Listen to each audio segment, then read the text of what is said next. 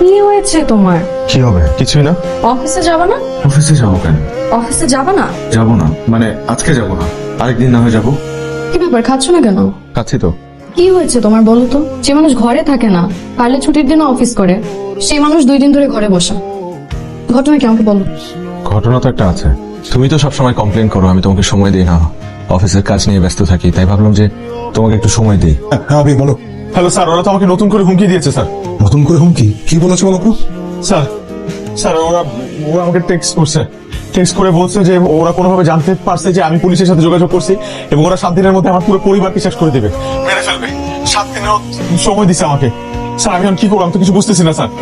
আবি একটু শান্ত হও, শান্ত হও, আমি দেখছি টেনশন করো না।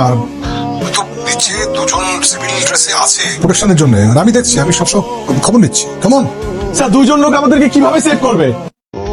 ওরা কি একা আসবে না, কেন তো দলে বলে আসবে? আবি তুমি শান্ত হও, ধৈর্য ধরো, ভয় পেও না। হ্যাঁ সব ঠিক হয়ে যাবে, আমি দেখছি, কোনো টেনশন নাই। তুমি জাস্ট থাকো, বাইরে বেরোবে না, কেমন? মানে ওদেরকে তো খুব ভয়ঙ্কর, বুঝতে পেরেছো? আর করো, আমি তো আছি, আমার সাধ্য চেষ্টা করছি, বাকি আল্লাহর ইচ্ছা। ঠিক আছে, তুমি ধৈর্য ধরো, আমি আছি।